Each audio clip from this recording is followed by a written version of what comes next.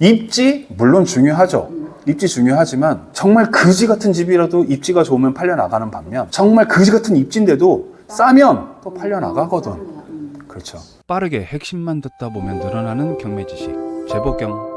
진짜 5천 1억 싸면 그럼요. 네, 그럼요. 그리고 아까 우리가 실거래에서도 봤다시피 실질적으로 거래가 꾸준히 있는 아파트잖아요. 네, 아무래도 학교 문제도 있고 그렇다 보니까 이런 아파트들은 오래 갖고 있는 게 아니라 빨리 찍어 파는 아파트. 네. 그렇죠. 그거 봐. 그렇게 얘기 드리면 더 좋잖아. 편도 유튜브 나가는 건가요?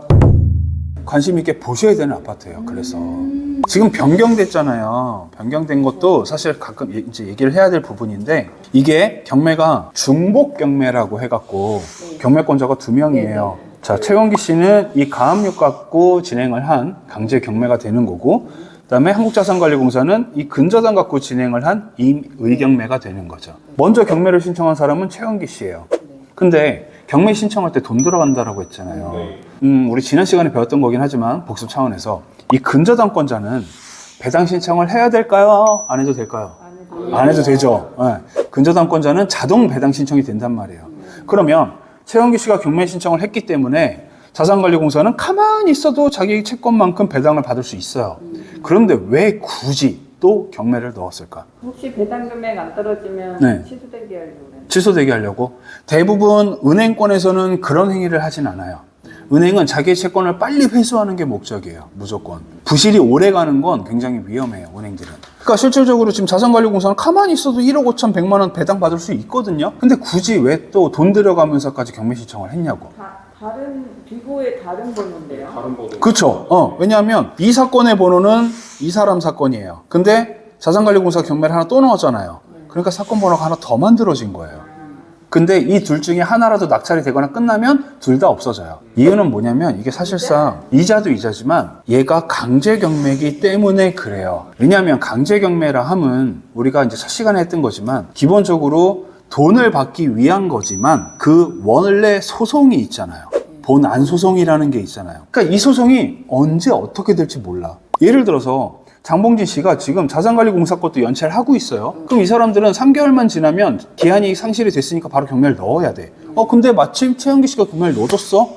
아, 다행이네. 그럼 기다리시면 되겠다. 하고 있다가 만약에 최영기 씨와 장봉진 씨가 극적 타결을 해. 그래. 합의를 봐. 경매를 취하해. 여전히 우리는 연체 중이야. 그러면 그제서야 부랴부랴 우리 경매 넣어야 돼요. 그러면 그때부터 1년 걸리잖아. 그래서 보통 금융권은 중복 경매라 하더라도 자기네 채권이 연체가 시작되면 생각하지 않고 무조건 진행합니다. 역시나 지금 그거 예상 그대로 지금 변경됐잖아요. 변경된 이유를 한번 찾아봐야 돼. 대부분 이유는 어느 사이트에 가나 이게 다 있을 거예요. 문건, 송달, 내역. 이게 이제 법원에 어떤 내용으로 접수가 됐거나 아니면 법원에서 송달을 했던 내용인데 이걸 한번 보면 가장 최근 게 채권자인 최범 씨가 기일 연기 신청서를 냈어. 둘이 뭔가 협의 중이겠죠. 지금 소유자하고 채권자하고 소송 중이겠죠. 아니면 이미 소송 판결이 난 걸 갖고 뭐 항소를 한다든가 그런 것들 때문에 지금 기일 연기 신청을 한 거죠. 그래서 지금 이 사건 같은 경우는 결론적으로는 입찰을 해도 되는 거고 지금 변경인 거는 야 이거 뭐 잘못돼서 없어진 건가 그게 아니라 채권자와 협의 중인 거고 더군다나 자산관리공사의 임의경매는 그대로 진행이 되고 있으니까 종국에는 언젠가는 다시 나올 사건이에요. 그러니까 저 청구 금액은 왜 달라요? 이게 원금이 아니니까 근저당은 채권 최고액으로 설정을 하잖아요.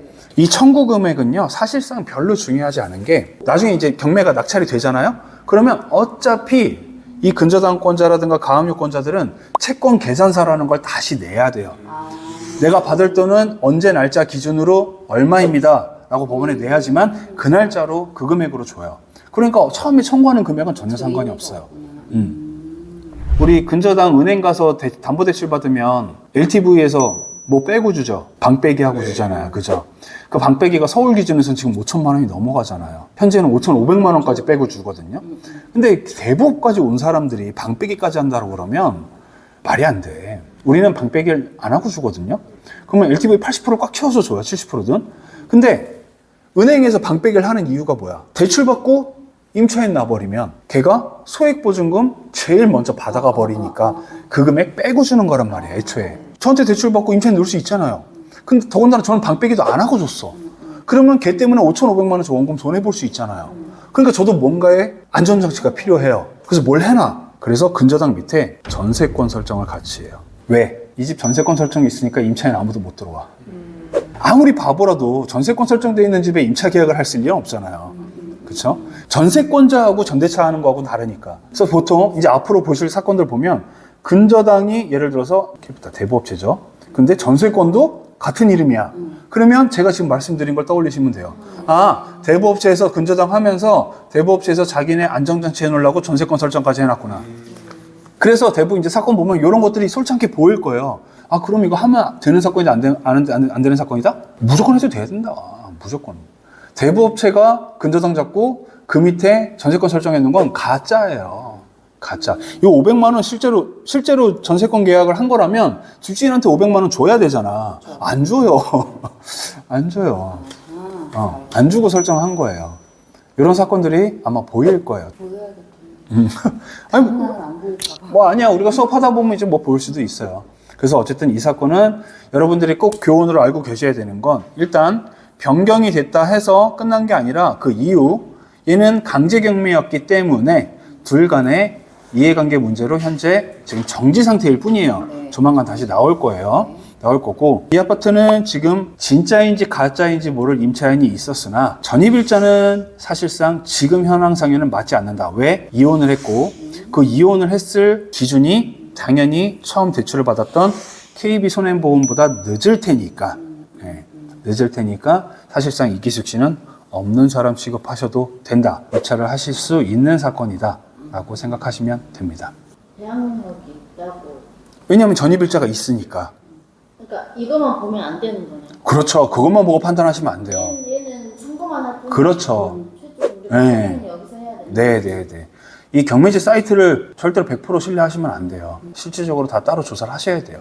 그러면 이분들 입장에서는 네. 이 확정일자가 만약에 있었다면 네. 이거를 이제 다 받을 수 있었던 그렇죠. 걸 수도 있는데 받았죠. 사실상 확정일자를 받을 수 없었을 거예요. 왜냐하면 지금 플로우대로 따지고 보면 둘은 원래 부부 관계였고 부부 관계인 상태로 대출을 받았고 그러고 나서 이제 이혼을 했단 말이에요. 이혼을 하고 나서 와이프가 임차 신고를 한 거야. 뭘로? 둘이서 계약서를 쓴 거죠.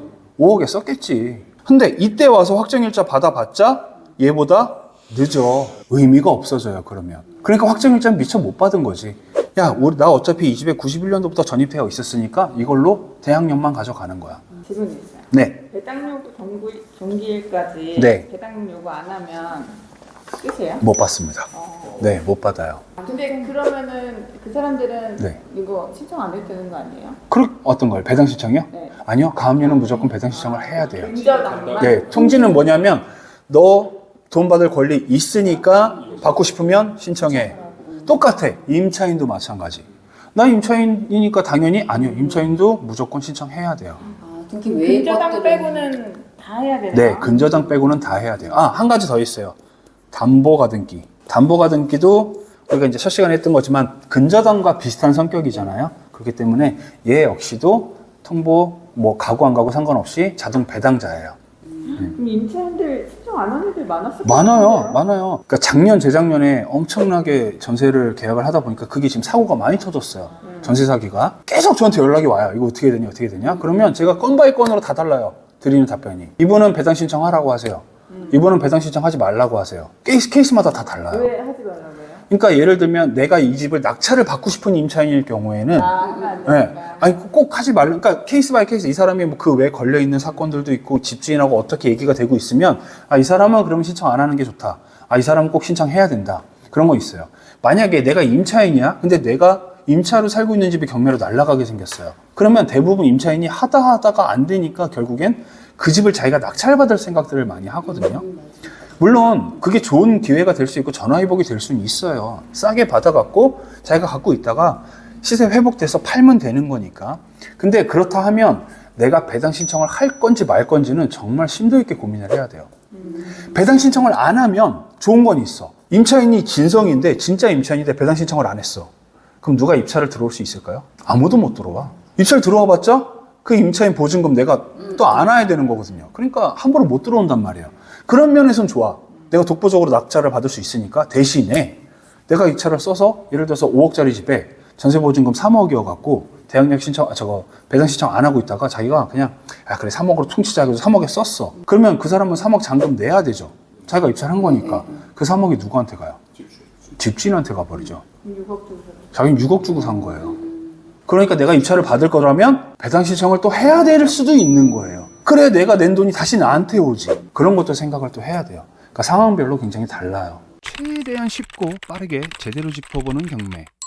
재보경. 그러니까 임차인들이 문의 많이 오면 그때그때마다 저도 고민하고 답변을 드려야 되는 거예요. 맨날 무료 상담 해주고 있다니까? 저한테 대표 맨날 무료 상담해요.